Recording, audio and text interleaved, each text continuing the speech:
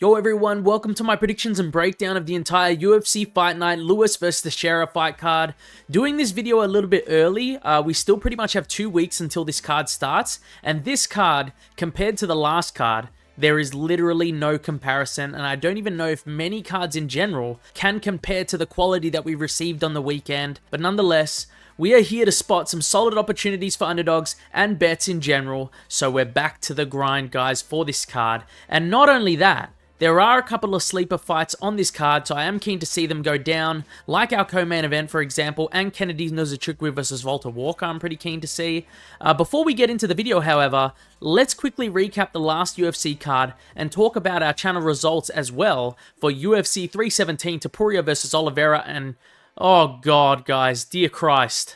I am devastated. I don't think I've reacted this bad to a KO loss since Max Holloway lost to Ilia Topuria, and I was bad for this one, guys. I can't really lie to you. I knew the KO was coming. I predicted the main and co-main events perfectly for this card. I said Ilia by first or second round KO, and I said Pantoja was going to outclass and then submit Kai Kara-France. I said both of those things, but I still had some hope in my heart that maybe Oliveira was going to lose by like a similar loss against how he lost against Islam, like getting rocked and then submitted on the ground, or like sort of like a TKO win.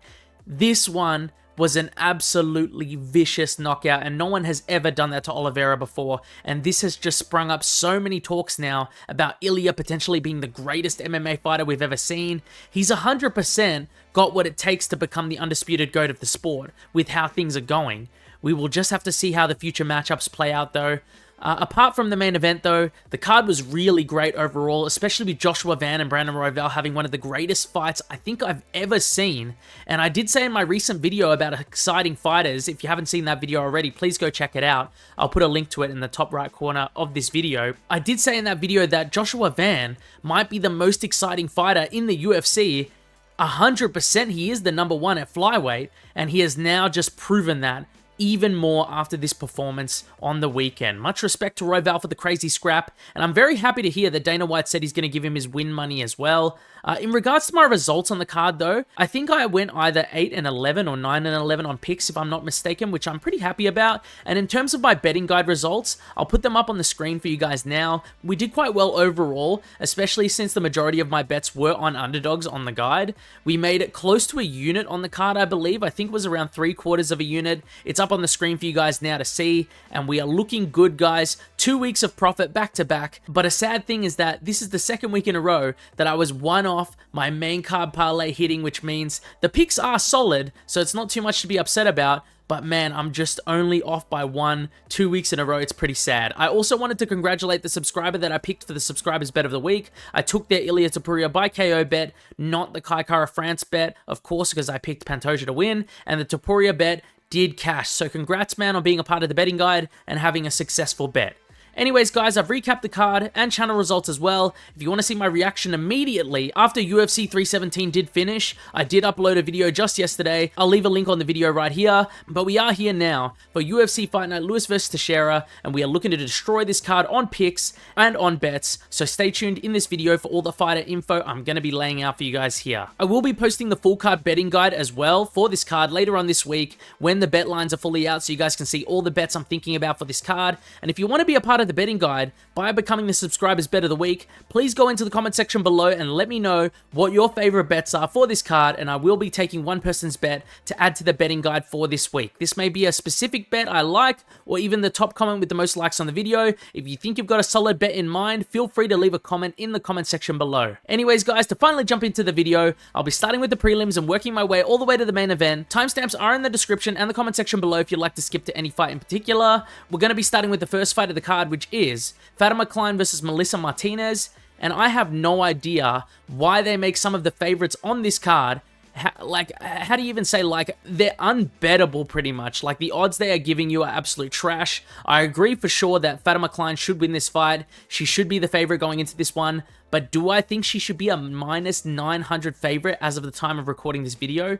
Fuck no, guys. Fuck no. I don't think she should be that big of a favorite. Regardless, though, she should get this one done, and I think she should get it done fairly easily as long as she uses her grappling advantage in this fight with Melissa Martinez. I think Fatima Kline is miles ahead in the ground game, and I wouldn't be surprised to see like an even better performance than her most recent win over Victoria Dudikova. It's pretty much that much of a disparity in the ground game. Something I really do like about Fatima Kline is her willingness to engage, and also her striking is overall pretty decent as well, so I think she could have some success in pretty much every realm of the fight, but Martinez's best chance to win is on the feet, and if Fatima secures the takedown, she pretty much eliminates her opponent's chances to win at all or to hurt her in general. So Melissa has shown in previous fights she can get taken down fairly easily and can just be like absolutely dominated and be put in terrible positions over on the ground. I watched her fight against Desiree Yanez at Combate Global, and man, she got absolutely mauled on the ground for a good majority of that fight, and I think Fatima Kline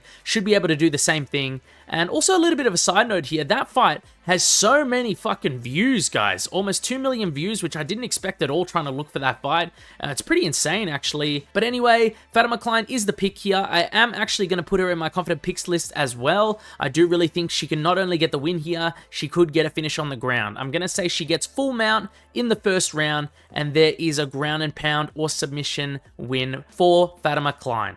That's my prediction for this fight. Moving on to Mitch Ramirez versus Mike Davis. This is another minus 900 favorite in Mike Davis, which is just absolutely insane. I hate these heavy favorites, but he deserves to be the favorite in this fight. He should win this the majority of the time. This is very similar to Fatima Kline's fight explanation. I think Davis wins this by being the better all-around fighter, but he should be able to dominate more so in the grappling. Mitch Ramirez is quite well-rounded himself, but watching Thiago Moises absolutely dominate this guy on the ground and then end up TKO leg kicking him as well has sort of ruined my view of him as a bigger prospect overall, because I actually thought even though he got finished by Carlos Prates on the Contender Series, he showcased some pretty solid skills in that fight. He mixed in his takedowns well with his striking, he set them up with his hands first, and he looked decent overall against Prates. He clipped him a little bit in some exchanges, and he got some control time over him on the ground. Mike Davis should be able to do a similar thing to Thiago Moises in this fight, but more so in the grappling. I could see him getting a submission or a TKO win after getting a dominant position after the takedown. That's going to be my prediction for this fight, guys. Does Mike Davis deserve to be this big of a favorite? No, he doesn't. But should he win this fight? I do think so. Mike Davis is the pick here. Let's hope he can have an easier bounce-back win after his loss against Fares Ziam. Moving on to Kennedy Nzechukwu versus Valter Walker. And now this is a fight, as you know from the intro of this video, that I am actually excited about. I personally think that this fight should be closer to a 50-50 fight on the odds because of how good Valter Walker is with his wrestling and how easily he seems to find some of these submissions recently when he gets the fight to the ground. I can understand someone like Kennedy Nzechukwu being the favorite though. He's always had some solid takedown defense, decent ability to get up from bottom position, and overall, he's a pretty solid striker in the division that has some power in his hands. I could definitely see a world where he fights well on the feet, piecing up Valter Walker and stuffing the majority of the takedowns to end up winning the fight, because the bad thing about Valter Walker is that once he starts getting his takedowns stuffed and he has to stay on the feet for a long time, he seems to get visibly fatigued, and you cannot look like that in front of Kennedy Nzechukwu or else you're getting put out, guys. But I'm not going to lie to you, something is pulling me towards Valter Walker as an underdog here, and I'll try to explain as much as I can. I think it's because Valter Walker is decently talented in the wrestling and on the ground, and for another reason, Kennedy Nzechukwu, although he is tall, he isn't the biggest in the heavyweight division, just due to the fact that he fights at both light heavyweight and heavyweight, so he stays at a middling weight. And even at light heavyweight, I have seen him taken down multiple times and controlled on the ground. Like, for example, even in his win against Kutalaba, and I know, guys, it was a win, he was able to get up from some positions, but he was taken down multiple times with throws and controlled on the ground for a period of time. And then Kutalaba just seemed to decide to just go for a stand-up scrap in the second round after having so much success with his grappling, which will be something that I'll never understand. But I do think that Valter Walker is a better all-around wrestler than Kutalaba, and I also think he has better takedowns in the open, and he has better single legs, he's got better double legs, and I think they can potentially work well for him in this matchup. I also think that the weight is going to be a bigger factor than most people might think in this fight, and when you've got a man who will most likely be maybe even 60 pounds heavier than a lot of the grapplers you've versed in the light heavyweight division, and that guy's on top of you, getting into different positions like side control and full mount potentially, I think he could gas out Kennedy Nzechukwu a lot quicker on the ground and potentially control him a lot easier on the ground too, using the extra weight to his advantage in the grappling, since he will also be heavier than Kennedy. I am nervous though, because like I said, this matchup is pretty close to me. It's close to a 50-50-ish in my opinion, and the lighter man's skill thing is a real thing, guys. But I am going to go with Valter Walker as the underdog in this matchup. I might put something on him as well, since the odds are decent, but I do think a potential solid bet could be the inside the distance bet, since both guys have a lot of finishes, and Valter Walker, if he gasses out and doesn't secure as many takedowns as I think, and gets them stuffed, Kennedy is probably going to finish him. But if he does secure the takedown and gets dominant position, I also think he should be able to find a finish in a good amount of time in this fight. That's my prediction for this fight, guys. Moving on to Lauren Murphy versus Eduarda Moura, and I didn't even really know that Lauren Murphy was still fighting. I actually thought she was done completely. She's been out for almost 2.5 years, I believe. She's almost 42 years old, and she did take a pretty big beatdown in her last fight and loss against Jessica Andrade. And I just think this is a little bit of a mismatch as well, guys, from every which way you can look at here. Eduarda Moura should 100% be able to take her down and dominate her on the ground. I think she's the better grappler overall, and I think even if she doesn't even use her grappling, I could see her having a lot of success on the feet with her hands just because of the big difference in speed. I feel like Lauren Murphy is very slow. She is quite gritty, and she will just stay in the fight if you don't put her away. But she's just too straightforward, and like I said, she's a bit too slow for me. I really didn't like what I saw in the Jessica Andrade fight, and that was around 2.5 years ago, and I don't think she'll be looking much better coming back after such a long layoff. Eduarda Moura is the pick, putting her in my confident picks list as well, and I do think she can get a finish here on the ground if she does engage with her wrestling. Moving on to Jake Matthews versus Chidi Njokuani, and this is a good one and a really tough one to pick, honestly, as close to a 50-50 as you could get for me, and the odds makers seem to agree as well, so it's going to probably end up coming down to the nitty-gritty here. And the thing is, I actually really like Jake Matthews. I like him as a fighter. He's an Aussie boy as well, of course. But this is going to be a tough fight for both guys. I think there's going to be moments where both guys are going to get hurt somewhat on the feet in this fight. But if that's really the case, I actually think I will lean towards Jake Matthews in this fight, because I think he's going to have the advantage in some of the big exchanges because he's more durable in general than Chidi Njokuani. I think Chidi will be the better, more versatile striker. He does have crazy kicks. They're really fast. He's got great knees. He's got some really slick elbows as well when the fight gets in close, but he is prone to getting wobbled in his fights, and I think this is going to be a pretty high-paced fight with a bunch of very dangerous and scrappy exchanges, and I could just see Jake Matthews landing his punches better and having the more damaging effect on Chidi in the exchanges. Jake's deceptively quick with his hands, and he's got some really nice hooks in the pocket. I also think if anyone is going to mix in the grappling as well, it's going to be Jake Matthews, and having the grappling edge and the ability to change levels in a fight in your back pocket opens up the opportunities on the feet more and makes your opponents a bit more hesitant to throw certain things. Like if I had to give you an example, imagine if Jake Matthews catches a kick of Chidi's in this fight and takes him down. That might stop Chidi from throwing as many kicks as the fight goes on out of fear of getting taken down again. The only real thing that I'm concerned about is that Jake Matthews sometimes enjoys the striking battle probably a little too much and doesn't use the grappling as much as he should or mix it in at all, but I do think it would do him well to mix it in this matchup. It is going to be a super close fight though. This is a super close pick, and of course I could see Chidi picking apart Jake Matthews from range and landing some solid blows to end up winning a decision victory, but I am going to go with the underdog, Jake Matthews, in this one to get it done. Moving on to Max Griffin versus Chris Curtis, and I tell you what, boys, I said to myself that I would never be picking Max Griffin to win a fight again because of what I saw against Michael Chiesa. I will pick Chris Curtis to get it done in this one. I think he can get it done pretty convincingly with his volume of strikes. When Max Griffin versus Michael Chiesa, guys, I picked him to win a decision.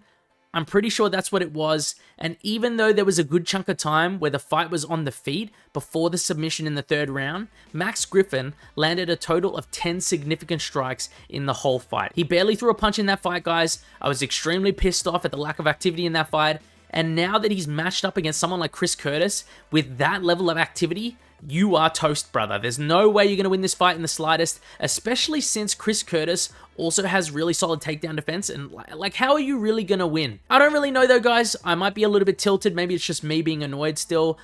Both guys on the older side, but I like Chris Curtis's volume. Like I already said, it's going to be the biggest game changer in this matchup for me, and I see him potentially winning a 30-27 decision via the striking battle with Max Griffin. Moving on to the main card now, Junior Tafa versus Tuco Tokkos, and I'm going to start off this main card with a pretty quick pick here. Junior Tafa is the favorite in this matchup, and as much as I want to show some support for my fellow Aussie guys, I think I'm siding with the underdog Tuco Tokkos in this matchup. I've said it for a long time now about both the Tafas, and that's that they're very dangerous on the feet. Don't get me wrong, they're also pretty skilled in the boxing, but they cannot, for the life of them, grapple in the slightest, and I could just clear as day see Tuco Tokkos doing exactly what he did in his fight with Navajo Sterling, even though he lost that fight. But he kept a high pace, he went and secured the takedowns in each round when he could, but the difference is that Navajo Sterling in that fight had decent takedown defense and decent grappling defense overall, and I don't think Tafa will be able to stop many of the initial takedowns in this fight. I don't think he gets up either when the fight gets to the ground. My official prediction for this fight is a decision win for Tuco Tokkos after securing the takedowns and control on the ground in the fight. If Tuco doesn't shoot at all in this fight, I'll be extremely annoyed. I could see him getting chinned in this fight just because of that. The Tafas hit very hard, and Junior Tafa is quite decent with his boxing technique, and he sets things up very well. But if he shoots takedowns, this should go very well for him. Sticking with the underdog pick though, I've seen Tafa taken down too many times and controlled in his fights too many times. Moving on to Vitor Petrino versus Austen Lane. It seems like Vitor Petrino moved to heavyweight here, and I actually think that's a pretty good thing for a lot of the guys in the light heavyweight division. Move up, guys. The heavyweight division is not stacked at all. The skill level of heavyweights is not the same as light heavyweights in general, so it benefits a lot of these bigger light heavyweights to move up, and I honestly think someone like a Johnny Walker should have moved up by now. I think he would do a lot better in the heavyweight division.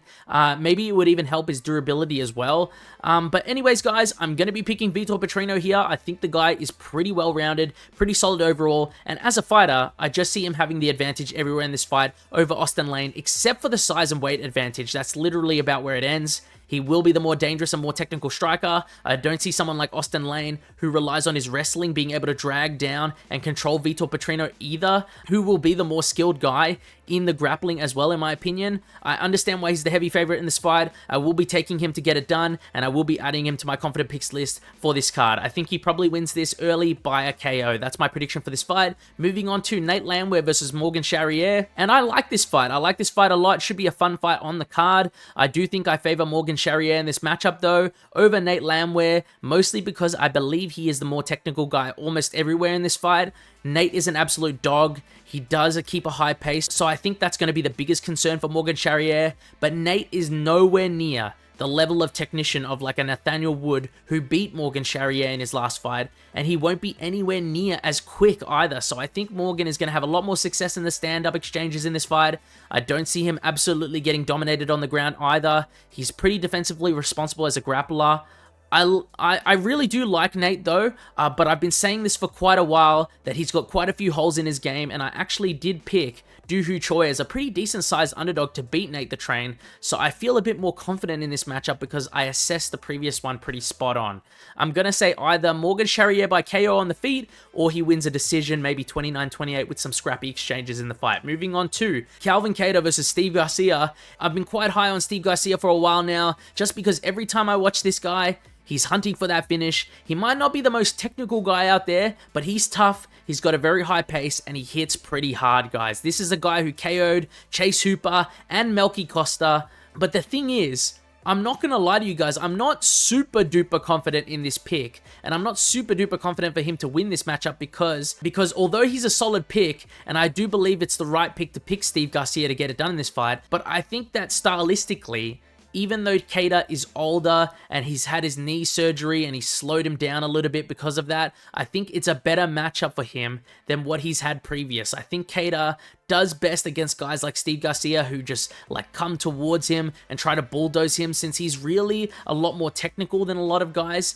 and he's only really lost against the more and most technical guys in the division, like rangier strikers as well, and really technical grapplers in his career. He got injured in his loss to Arnold Allen. I personally believe he also won his fight against Josh Emmett, and then he loses to Aljamain Sterling, an insanely technical grappler, and then to Yusuf Zalal, who just outdid him on the feet for 2 rounds at a distance to get the win. For this fight, guys, regardless of who I pick, I'll probably be going for something like an inside the distance bet. I think they are pretty reliable when it's a Steve Garcia fight, and it's because I could also see Kattar Garcia, catching Garcia, because he does get very reckless. I think I was really actually close to pulling the trigger on the underdog pick in this fight, but it's just the momentum for me. Calvin has been looking a lot slower in his fights as of recent because of probably the knee surgeries and the age is getting up there. But you have to know that if you're picking either guy to win, it's most likely because you think they're going to win by KO, because I believe that's the most likely scenario. And it's pretty risky in my opinion to put a KO bet on just one fighter, because Calvin, I believe, is the more technical guy in the boxing. I just don't think he will withstand the onslaught early on though, in my opinion. Steve Garcia is my pick, but be careful betting on the money line on this fight, guys. I think inside the distance bet is way better in my opinion. Moving on to the co-main event on the card, Stephen Thompson versus Gabriel Bonfim. And man, Wonderboy is 42 years old, and it's crazy he's still fighting at this level, honestly. He must recover pretty well for his age. I'm actually worried for him though in this matchup. Gabriel Bonfim is a great all-rounder. He's a solid striker. He's explosive. But he is also a fantastic grappler above everything else. And he can snatch up a submission before you even know it. Just ask Chaos Williams. And the thing is about Wonderboy, like I said, he's 42 years old. He's around 9 months off now. He's coming off a brutal KO that he received at the hands of Joaquin Buckley in his last fight. Will he even look the same as he did in that fight? That's the real question here. If he does, honestly, I could see Stephen Wonderboy Thompson not being the worst underdog pick here, since he always seems to give a lot of guys trouble at range. He was arguably up 2-0 against Joaquin Buckley before he got finished in the 3rd round, and he's also had pretty solid takedown defense and an ability to get up throughout his career, along with the fact that he's pretty hard to submit as well, and has only been submitted by shove cut. Wonderboy has potential to stylistically give a lot of trouble to Gabriel Bonfim, but I think the fight would be a close one to pick if this was the version of Wonderboy that fought Buckley. But I think he's going to look slower out there. I don't know how after a KO like that, he's going to be as durable either. And if he's going to be able to see the punches the same way at his age as well, after a KO like that, I think Bonfim is going to try to pressure him a little bit early. And if he gets in close, we're going to see how Wonderboy handles the grappling disadvantage, in my opinion. And I think that's going to set up a lot of work for Bonfim on the feet too, and help him rack up points in this fight. I also think that Bonfim has pretty solid BJJ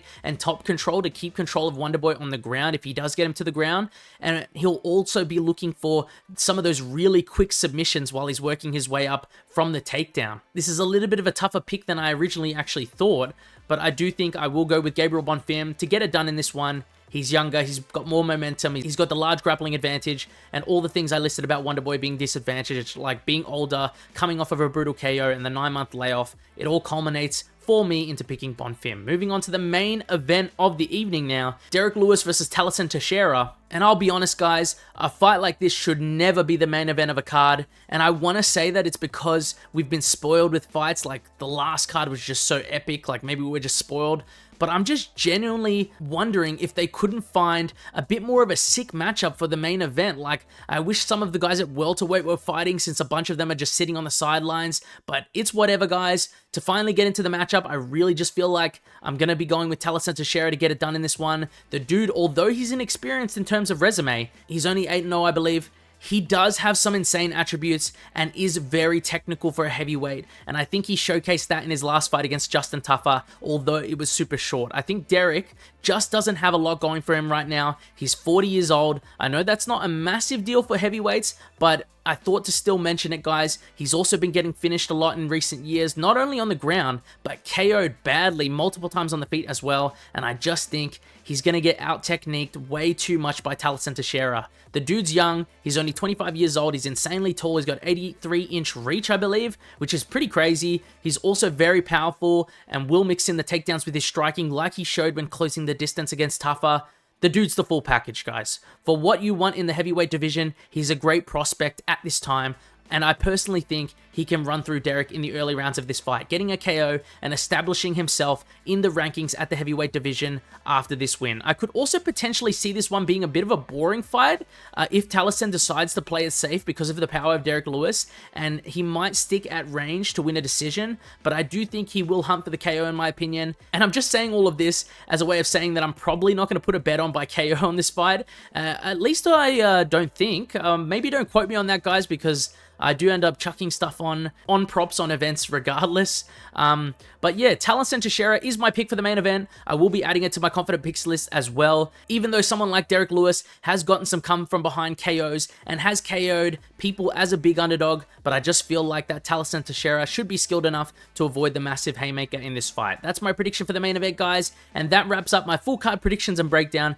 for the entire UFC Fight Night Lewis vs Teixeira fight card. If you guys have any thoughts or any questions for me regarding the card, feel free to leave a comment and I'll do my best to respond to every single comment left in the comment section below. Thanks for watching and see you guys next time.